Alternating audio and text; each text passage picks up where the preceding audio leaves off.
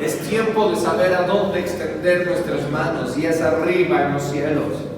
Es tiempo de recordar de dónde vienen nuestras fuerzas, y vienen de Dios. Es tiempo de reconocer de dónde viene el maná en el desierto, y viene de la provisión divina. Dios no te ha dejado porque tu Dios no está muerto.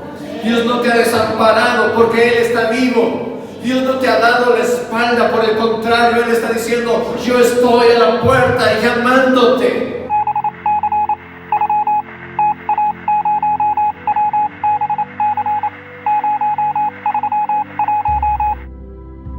Nietzsche. ¿Han escuchado de este personaje? Friedrich Nietzsche. Él es un filósofo, fue un filósofo alemán, precursor de la filosofía moderna y conocido como el padre del ateísmo, Friedrich Nietzsche. Una de las frases más famosas de este filósofo fue: Dios está muerto. Esta expresión acuñada por el escritor Friedrich Nietzsche hicieron emblema a algunos ateos. Esa frase de Dios está muerto. Pero quisiera que conozcamos un poco más de Friedrich Nietzsche, porque él es hijo de un padre que era pastor evangélico, y su abuelo también era pastor evangélico. Es decir, el padre y abuelo de Friedrich Nietzsche eran pastores, eran cristianos. Pero cuando él creció, el pensamiento de Friedrich no encajó en la costumbre de aquel entonces de cómo debería ser un clérigo cristiano de aquella época. Sin embargo, él, mientras estaba en los cultos, sentado en la iglesia, veía el creciente desinterés de la gente a los sermones. Mientras su padre y su abuelo predicaban, él veía a la gente que estaban distraídos, veía cómo la gente se dormía en los cultos, y veía cómo esa gente que profesaba una fe tan noble fuera de la iglesia, fuera del templo, pisoteaban el nombre de Dios con sus acciones. Ante ello, ante el comportamiento de la gente de la iglesia, que era contrario a lo que ellos aprendían dentro de la misma, provocaba que los políticos, que los filósofos, que los pensadores de aquella época pisotearan el nombre de Dios. Y por ello este joven filósofo, Friedrich Nietzsche, escribió esa frase: Dios está muerto. Pero está muerto porque la gente, con su comportamiento, con su mal testimonio y la falta de un pensamiento coherente que enseñe la fe, ha causado que el Dios de ellos esté muerto. A veces nosotros matamos a nuestro Dios con nuestro mal testimonio. Y en los últimos años yo he pensado en lo siguiente: cómo presentar una fe coherente. Y esa es una idea principal del mensaje de este día, una fe coherente. Cómo llevar como cristianos una fe coherente. Y pensé que para ello obviamente era necesario mantener una predicación vivaz, ungida, mantener una conducta cautelosa con la gente, y pensé que también tenía que ver cómo me vestía y qué tan drástico tenía que ser moralmente, y también qué tan tolerante debo ser con el pecado a mi alrededor. Y al inicio fui rajatabla, como el Antiguo Testamento, la ira de Dios, sangre y fuego. Pensé que esos eran los aspectos que Dios buscaba y que quería de la iglesia.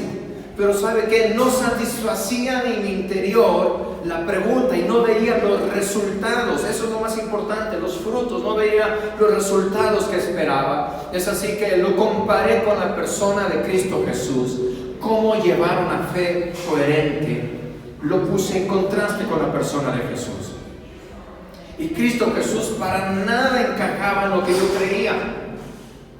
Para nada. Él no predicaba así, hermanos, así, gritando. Él predicaba con parábolas, algo solito, cosa que la gente ni se daba cuenta cómo Dios mismo les estaba hablando.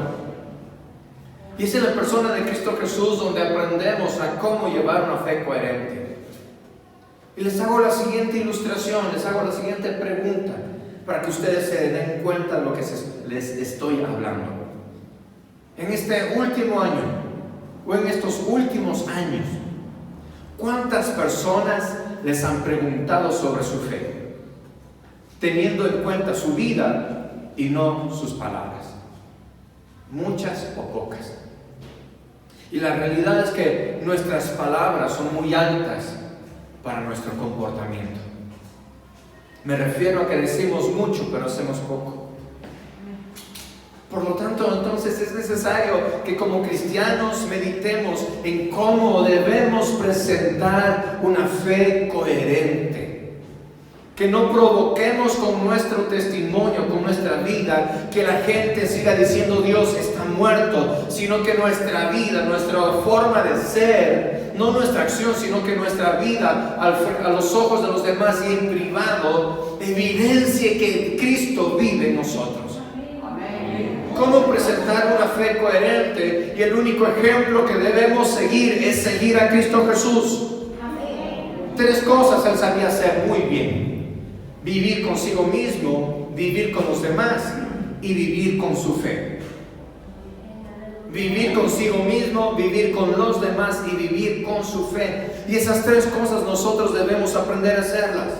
Porque Cristo Jesús sabía vivir bien consigo mismo. Él no cargaba en su corazón la culpabilidad de las cargas de los demás. Tampoco sus mensajes eran insensibles a las demás personas. Eso es lo segundo. Porque vemos que está hablando de agricultores y les está predicando sobre la parábola de la buena semilla. Habla a pescadores y les dice: vosotros seréis pescadores de hombres. Habla con los políticos y a los políticos les dice: dad a César lo que es del César y a Dios lo que es de Dios. Vemos a un Jesús sensible con las demás personas, pero también lo vemos que sabe vivir con su propia fe, sus largas noches de oración que él pasaba solas con el Padre. Y nosotros debemos tener ese equilibrio tripartito, aprender a vivir con nosotros mismos, aprender a vivir con los demás y aprender a convivir con nuestra fe. Porque a veces descargamos la culpabilidad de otros en nuestras vidas, o cargamos la culpabilidad de nuestros errores en nuestro interior y no nos perdonamos ni nos toleramos a nosotros mismos. Hay personas que se ven al espejo y se caen mal ellos mismos, por favor. Y dice: odio estar solito. ¿Por qué? Porque no me soporto ni yo mismo. Se ven al espejo y dicen: qué feo que soy, me caigo mal. No saben vivir consigo mismos, no saben vivir con los demás. Hay personas vueltas que son muy encerradas en sí mismas y no pueden convivir con las demás personas. No toleran, no soportan, dicen: ay, es que yo soy drástico y a mí me gustan las cosas rectas y por eso no tolero a las demás personas. Y no, eso está mal. Y peor aún, hay personas que no saben convivir con su fe, que ya no tienen intimidad con Dios, que no buscan de Dios, que ya no anhelan la presencia de Dios. Y hoy, mis hermanos amados, debemos anhelar la presencia de Dios. El desafío para la iglesia, para nosotros como cristianos, es aprender a presentar una fe coherente. Y tiene que ver con que nuestra predicación sea tan drástica como lo es nuestra propia vida.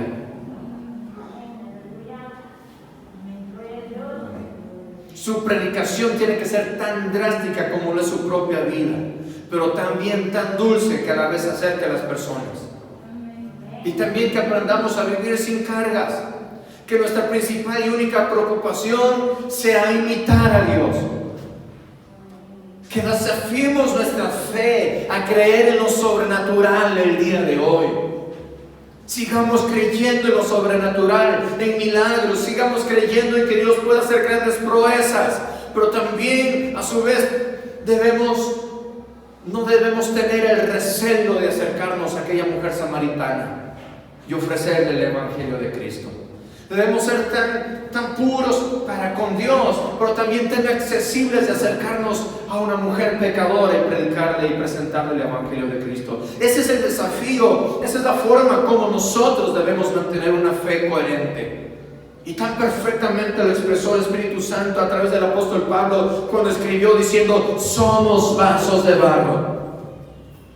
de humilde presencia, pero con un contenido sobrenatural.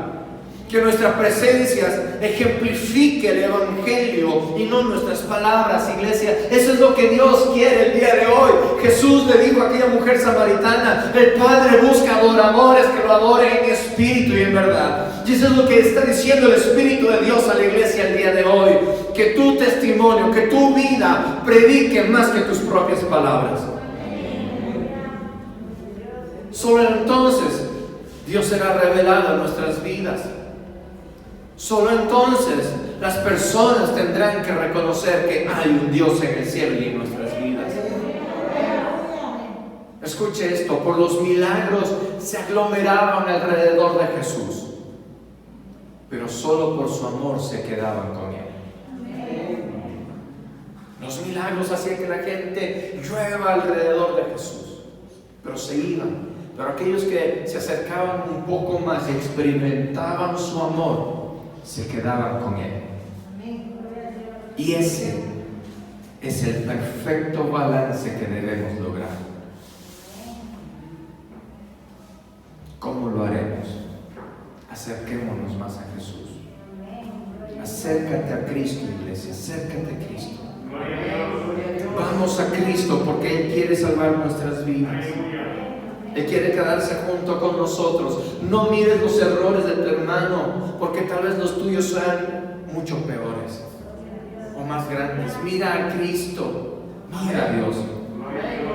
Moisés levantaba sus manos al cielo cuando Israel peleaba contra Amalek para ganar la batalla, porque sabía que la victoria no dependía de la fuerza de su ejército, sino que su victoria dependía de Dios.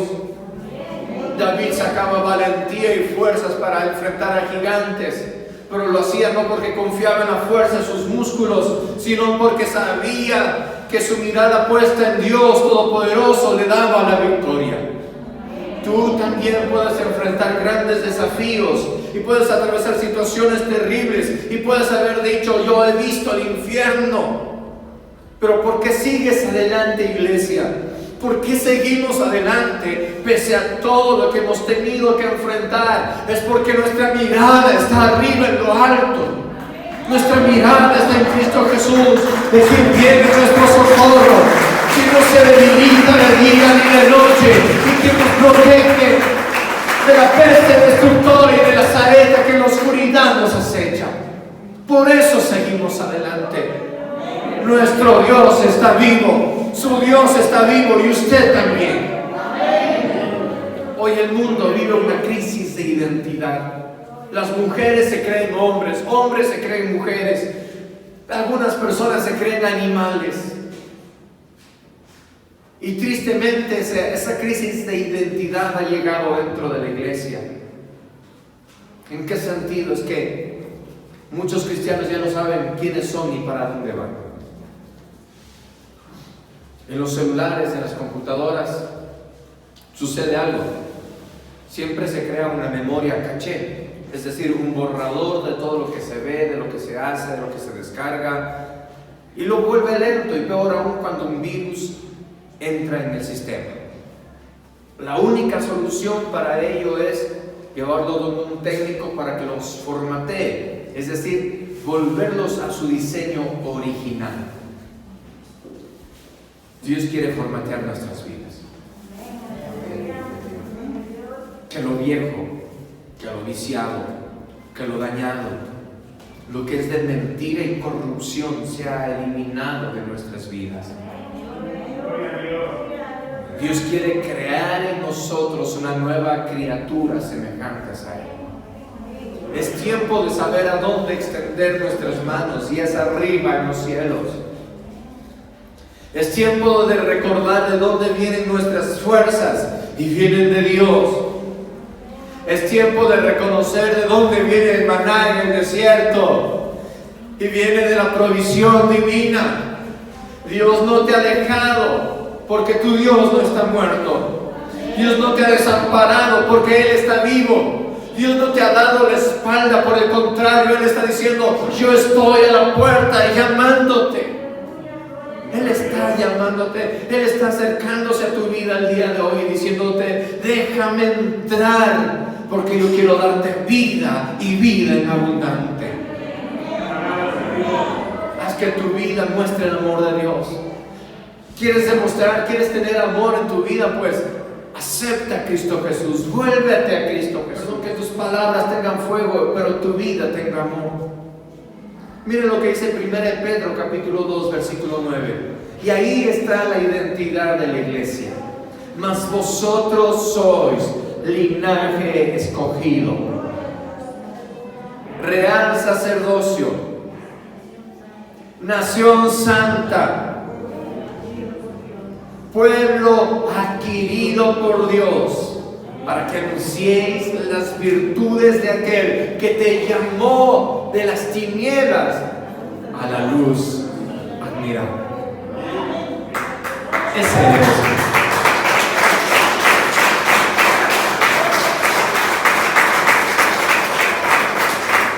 Esa es su identidad. Tu identidad, iglesia, no es buscar hacer dinero este año 2021.